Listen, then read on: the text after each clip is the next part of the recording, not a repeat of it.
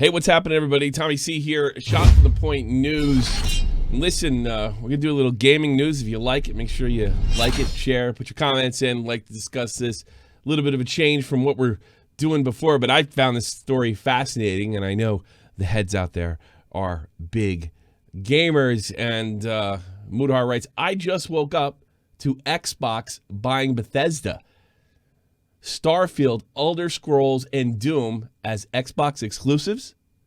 That's a pretty big move. And maybe Mudahar understands this. He's a great guy to go for tech, culture, YouTube drama. He's one of the best YouTubers out there.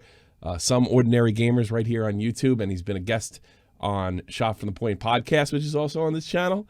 And it's bigger than that. Microsoft Corporation said Monday that it plans to acquire ZeniMax Media, owner of the storied video game publisher Bethesda Softworks, for $7.5 billion, that's with a B, dollars. It's the biggest video game purchase ever. And then it goes on. Elder Scrolls, Doom, Fallout. These are pretty big names on Bethesda. The Verge writes, just as Microsoft is gearing up to launch two new consoles, Xbox Series X and Xbox Series X, the companies haven't confirmed how it might affect the launch.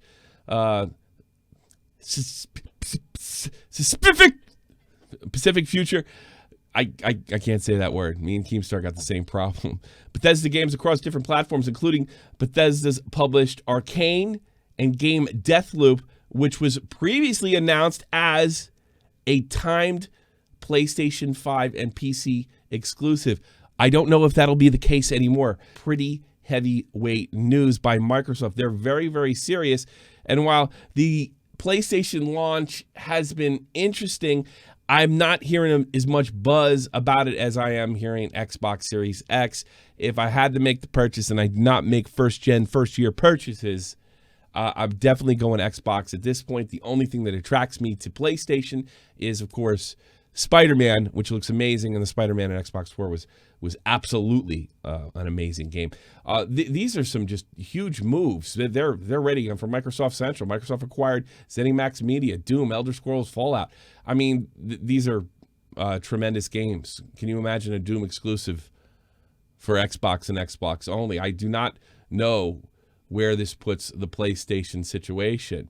Mudahar writes, by Xbox exclusive, I mean the Xbox plus PC ecosystem Microsoft has made. And it has been pretty interesting. And they, the Xbox app on PC is very good.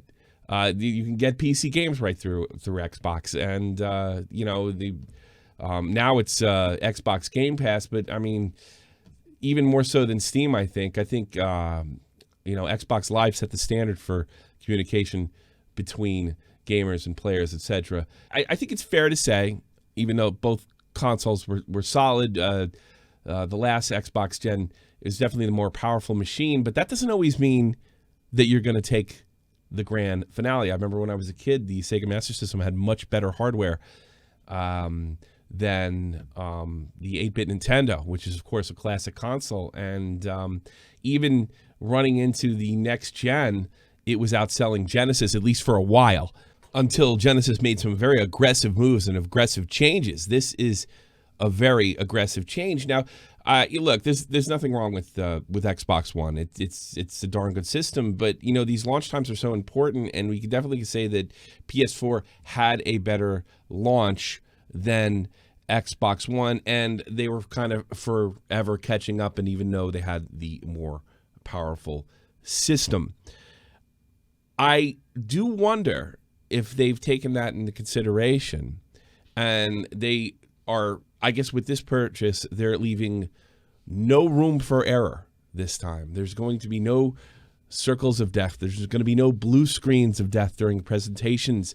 There's going to be no situation where gamers are disappointed by a decision like not adding a CD-ROM drive. They seem to be wanting to put as much pressure on Sony and PS5 as humanly possible.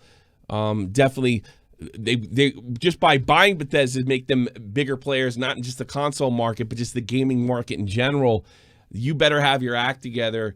Microsoft's coming in to dominate. And we haven't seen anything quite like this. We didn't really have the Microsoft domination in the last console gen that we saw in the 360 PS3 gen.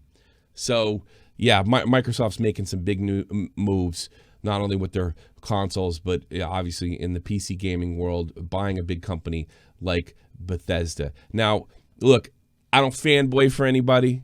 I don't have a favorite company. I was one of those weird kids that, when somebody was, "No, I got Super Nintendo, no, I got Genesis, and that's better, and I won't play that," and that's not me. I didn't do it as a kid. I'm not going to do it now. There's great games, and there's great experiences on all platforms. All platforms. I've even found decent games on the Sinclair, which was only sold really in Europe. I didn't get it. I found some great games on some great retro games on there. So every platform's got their great stuff. Never fanboy. And I'm just telling you, I don't have a horse in this race. I wouldn't say I don't care who wins, because I want lots of competition. I want lots of companies. I want lots of developers. So if they were to get too dominant, that might be a problem. Let's cross that bridge until Microsoft gets there. The PlayStation Xbox battle has been back and forth over the last 20 years. So what I'm saying to you is this is a big move. This puts a lot of pressure.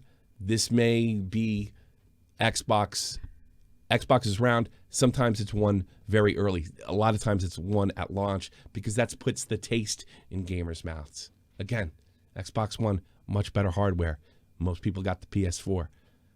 Still good. Still two good systems. Sold a lot of consoles.